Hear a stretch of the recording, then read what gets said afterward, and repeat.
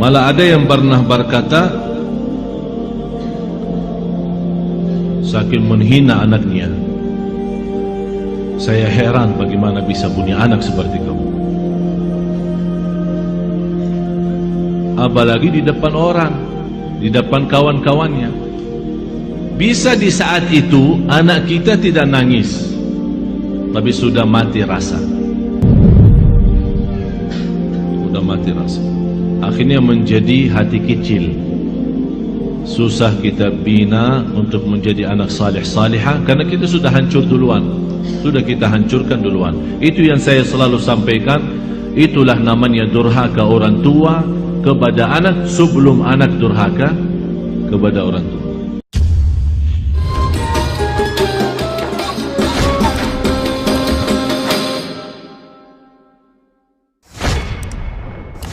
Oleh karena itu, dalam kesempatan ini saya membawakan 10 kata. Insya Allah ada positif, ada juga negatif. Tapi saya mulai dengan negatifnya.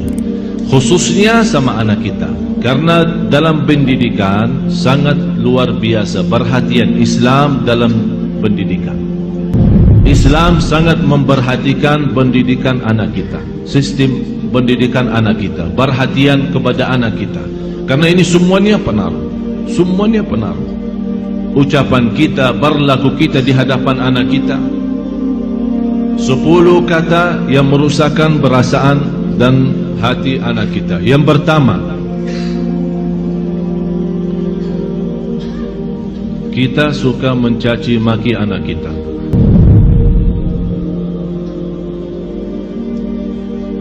Ini sebuah bahaya. Apalagi kalau kita lagi emosi. Dan saya selalu sampaikan kepada jemaah, kalau lagi emosi, jauh daripada anak. Jauh. Jangan jadikan anak korban. Saya tidak enak membawa ucapannya karena kita di dalam masjid. Tapi ada banyak yang saya heran mengucapkan kata-kata yang saya malu sampaikan. Sama siapa? Sama anaknya sendiri. Kalau sama orang lain kita malu mengucapkan, apalagi sama anak kita.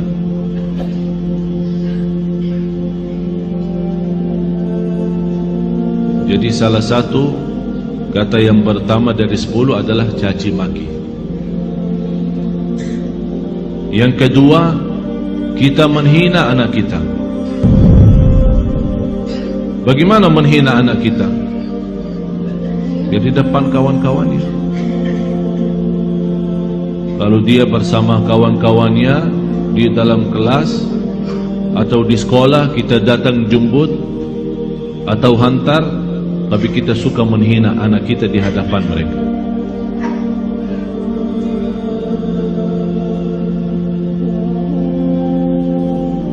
Malah ada yang pernah berkata, saking menghina anaknya, saya heran bagaimana bisa punya anak seperti kamu. Apalagi di depan orang, di depan kawan-kawannya. Bisa di saat itu anak kita tidak nangis, tapi sudah mati rasa. Sudah mati rasa. Akhirnya menjadi hati kecil. Susah kita bina untuk menjadi anak salih-salihah karena kita sudah hancur duluan. Sudah kita hancurkan duluan. Itu yang saya selalu sampaikan. Itulah namanya durhaka orang tua kepada anak sebelum anak durhaka kepada orang tua. Atau kalau dia punya saudara banyak, jangan menghina. Kalau ada sebuah berlaku yang tidak bisa kita terima, kita bisa nasihati dengan cara yang baik, bukan di depan orang. Karena itu namanya nasihah, bukan fadihah. Nasihah adalah mengingatkan dengan cara yang baik, tapi fadihah membukakan aibnya di hadapan orang. Alasannya, niat saya menasihatin.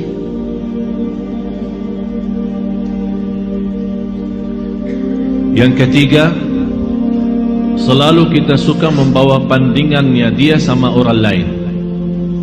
Ini lihat, abang kamu jauh lebih pintar. Ini lihat, anak itu luar biasa. Kamu tidak bisa seperti mereka. Itu tidak bahaya itu.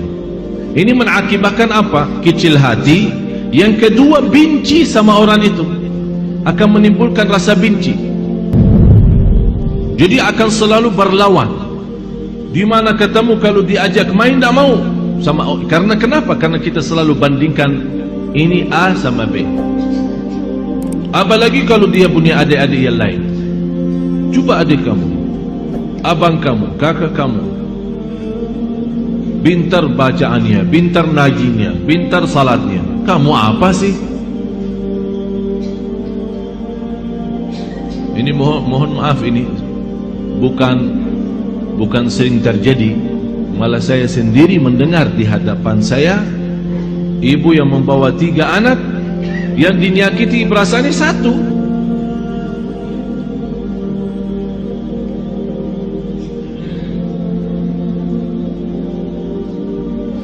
Bahaya lidah itu, bahaya.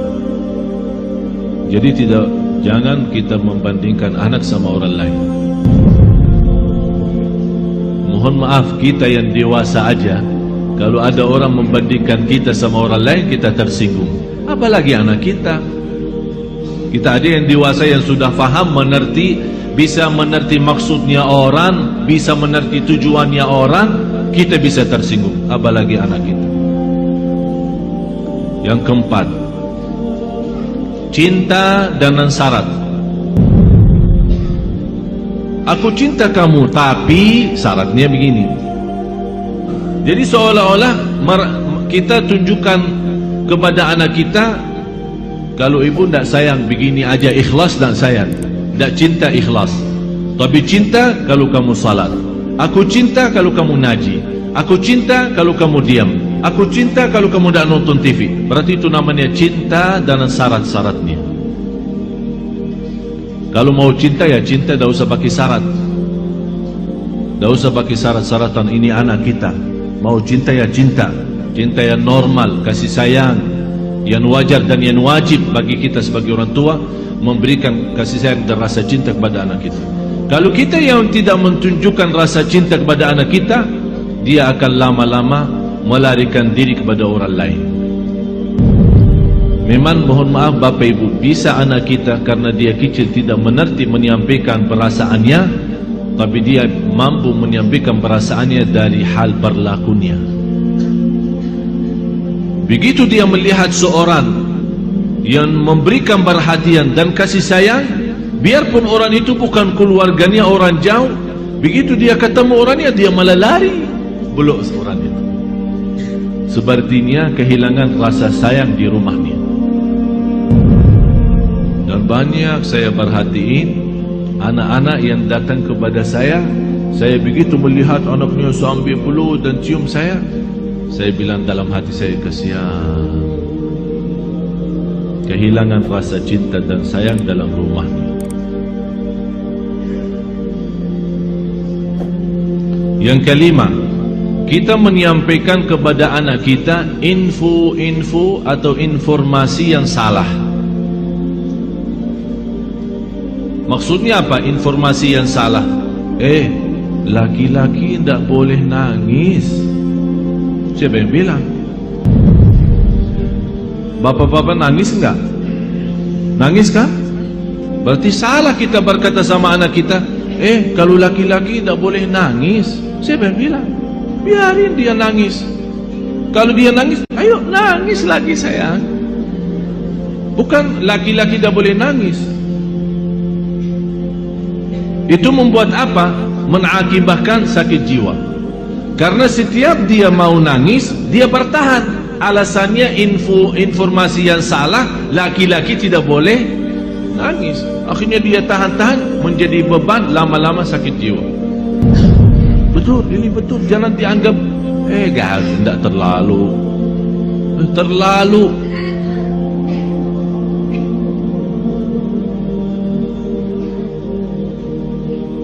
Yang keenam,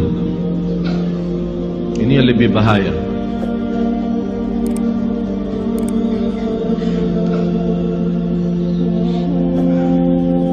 kita selalu memberikan ancaman. Ayo makan habisin, kalau enggak datang hantu.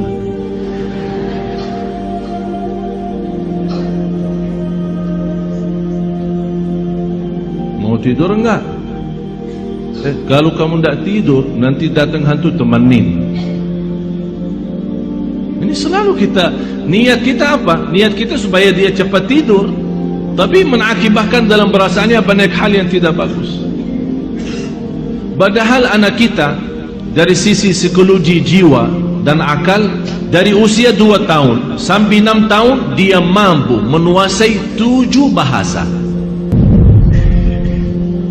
Ini bukan sembarangan. Ini ada orang keahlian psikologi akal dan jiwa membuktikan anak dari usia 2 tahun sampai 7 tahun kalau diberikan perhatian sepenuhnya, dia mampu dari sisi psikologi akal dan jiwa mampu menguasai 7 bahasa.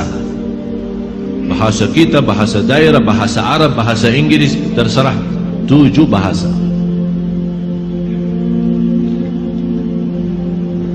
Tapi kenapa kita sia-siakan kesempatan ini yang masih luar biasa? Kenapa kita siakan? Yang ketujuh, kita selalu melarang anak kita berlaku sesuatu tapi tanpa sebab. Artinya tanpa menjelaskan kenapa. Tak boleh ini. Dia minta sesuatu, tidak ada. Saya mau ke sana, tidak boleh. Saya tidak ada, diam sini. Jadi kita suka larang, tidak boleh, tidak ada, tidak bisa, tapi kita tambah menjelaskan sebabnya. Kalau anda mau larang, tolong jelasin sebabnya. Tak boleh nonton TV kalau sudah malam, karena nanti mengganggu matamu. Ini ada alasan kenapa kita larang. Kalau makan sampai habiskan makanannya, karena di dalam makanan ada barakah. Kita tidak tahu di barakahnya yang di mana.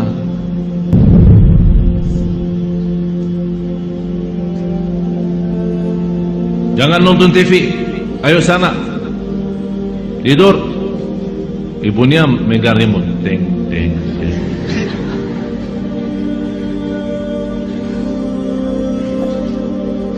Anak kita bisa pendiam ya. Mungkin ada di antara anak ibu-ibu yang suka lawan. Tapi ada yang diam sudah masuk ke kamarnya. Tapi Allah Maha tahu perasaannya apa di saat itu. Dilarang nonton TV, malah ibunya enak-enak nonton TV.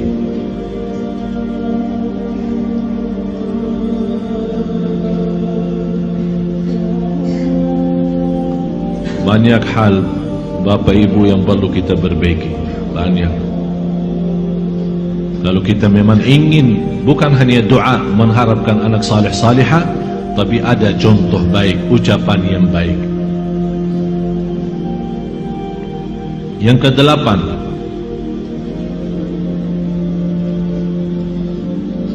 menghancurkan perasaan atau menghancurkan kepercayaan anak terhadap dirinya.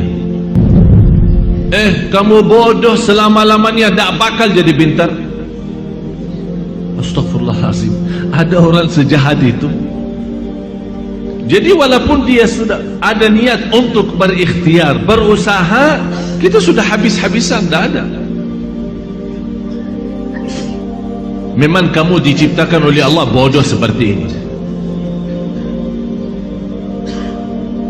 Saya nyesal punya anak seperti kamu.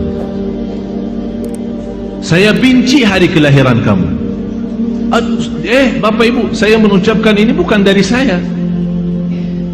Saya punya telinga mendengar apa yang kata orang. Masa saya benci hari kelahiranku, hari kelahiran kamu? Jadi seolah-olah mengikatkan hari kelahiran anak kita hari misal Sabtu. Jadi saya benci Sabtu gara-gara kamu. Ya Allah, ini sudah betul-betul menghancurkan total anak kita. Yang kesembilan, kita berdoa terhadap anak kita doa yang buruk. Saking kesal perasaan kita sama anak kita, dan dia keluar dari rumah tanpa minta izin dan ridha kita, langsung kita, mudah-mudahan kamu celaka. Rasulullah sallallahu alaihi wasallam melarang orang tua mendoakan anaknya buruk. Kalau terjadi diijabah doanya akan menyesal, kata Rasulullah. Biarpun ibunya, biarpun bapaknya betul-betul sakit hati sama anak, begitu dia mendoakan celaka, terjadi kecelakaan itu, pasti dia menyesal dan sedih, bisa nangis, dan bisa tidak memaafkan dirinya terhadap apa yang telah dia ucapkan. Kalau anda tidak mampu saking sakit hati sama anak kita, tidak bisa mendoakan baik, kembali lagi, lebih baik diam. Kalau tak bisa berdoa baik, lebih baik diam. Tapi bahaya, jangan mendoakan anak ini celaka. Yang ke-10, kita suka membongkar dan membuka aib anak kita di hadapan orang lain.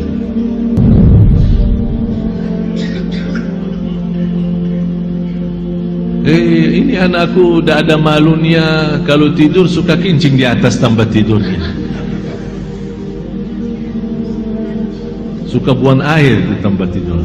Capek aku setiap hari bersihin tempat tidurnya karena bekas kencingnya.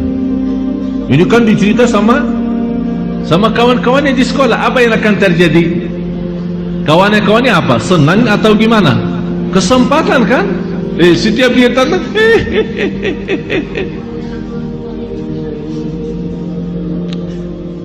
Astaghfirullahaladzim. Kita istighfar.